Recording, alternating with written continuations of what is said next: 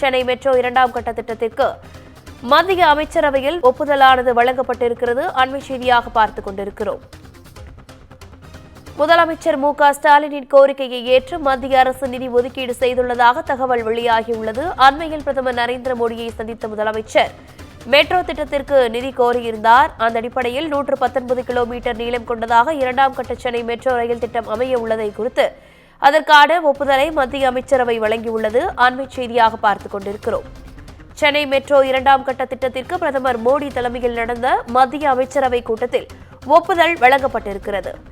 இரண்டாம் கட்ட திட்டத்திற்கு 63,246 கோடி ரூபாய் நிதியை ஒதுக்க மத்திய அமைச்சரவை ஒப்புதல் வழங்கியிருக்கக்கூடிய நிலையில் முதலமைச்சர் ஸ்டாலினின் கோரிக்கையை ஏற்று மத்திய அரசு நிதி ஒதுக்கீடு செய்திருக்கிறது.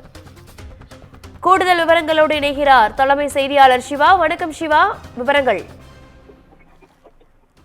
சென்னை மெட்ரோ ரயில் சேவையினுடைய இரண்டாம் கட்ட பணிகளுக்காக தமிழக அரசு நிதி இல்லாமல் இந்த ஆண்டு இந்த சேவை என்பது தொடர்ந்து நடைபெறுமா என்பன போன்ற இந்த சேவைக்கான பணிகள் என்பது தொடர்ந்து நடைபெறுமா என்பன போன்ற பல்வேறு குழப்பங்கள்ல இருந்து இதற்காக தான் டெல்லி சென்ற தமிழ்நாடு முதலமைச்சர் ஸ்டாலின் பிரதமர் நரேந்திர மோடியை நேரடியாக சந்தித்து இந்த மெட்ரோ ரயில் சேவைக்கு தமிழக அரசுக்கு மத்திய பட்ஜெட்டில் எவ்வித நிதியும் ஒதுக்காமல் இருக்கிறது. எனவே இந்த ஆண்டு இந்த தமிழக அரசுக்கான நிதியை ஒதுக்கீடு செய்ய வேண்டும் என்பது தொடர்பான ஒரு கோரிக்கையும், அதோடு மட்டுமல்லாமல் சமர சிக்ஷா திட்டத்திற்கான நிலுவையில் இருக்கக்கூடிய நிதியை வழங்க வேண்டும் என்பன போன்ற பல்வேறு கோரிக்கைகள் எல்லாம் முன்வைத்திருந்தார். இந்த நிலையில்தான் முதலமைச்சர் ஸ்டாலின் டெல்லி பயணம் சென்று வந்த ஒரு வாரத்திற்குள்ளாகவே இந்த மெட்ரோ ரயில் சேவையினுடைய இரண்டாம் கட்ட பணிகளுக்கு ஒட்டுமொத்தமான இதுக்கு ஆகக்கூடிய செலவு என்பது 63,246 கோடி என்பதனை ஏற்கனவே மத்திய அரசும் தெரிவித்திருந்தது, தமிழக அரசும் தெரிவித்திருந்தது. இது மத்திய மாநில அரசுகளுடைய சரிவிகித பங்கோடு தான் இந்த மெட்ரோ ரயில் சேவையினுடைய இரண்டாம் கட்ட பணிகள் என்பது நடைபெறும் என்று தெரிவிக்கப்பட்டிருந்தது. பல்வேறு மாநிலங்களுக்கு நிதி ஒதுக்கி இருந்த மத்திய அரசு தமிழகத்திற்கு இந்த ஆண்டு மத்திய பட்ஜெட்டில் எவ்வித நிதியும் ஒதுக்காமல் இருந்தது. இந்த நிலையில் தான் தொடர்ந்து தமிழக அரசு முதலமைச்சர் ஸ்டாலின் கடிதங்கள் வாயிலாகவும் அதே போன்று நேரிலும் சென்று தங்களுடைய கோரிக்கையை முன்வைத்திருந்தார். இந்த நிலையில தற்போது அதற்கான நிதி ஒதுக்கீடு செய்ய இருப்பதாக மத்திய அமைச்சரவை கூட்டத்தில் அதற்கான முடிவு எட்டப்பட்டிருப்பதாக அதிகாரப்பூர்வமாக தெரிவிக்கப்பட்டிருக்கின்றது.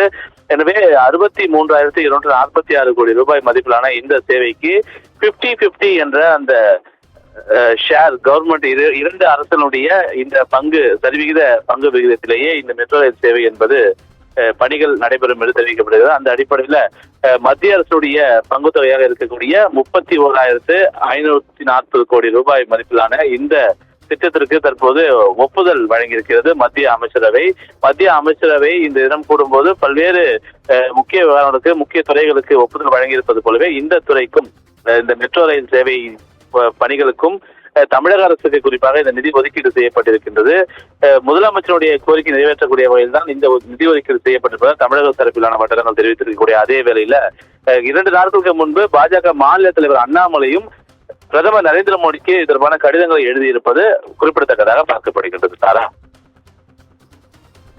விவரங்களுக்கு நன்றி சிவா.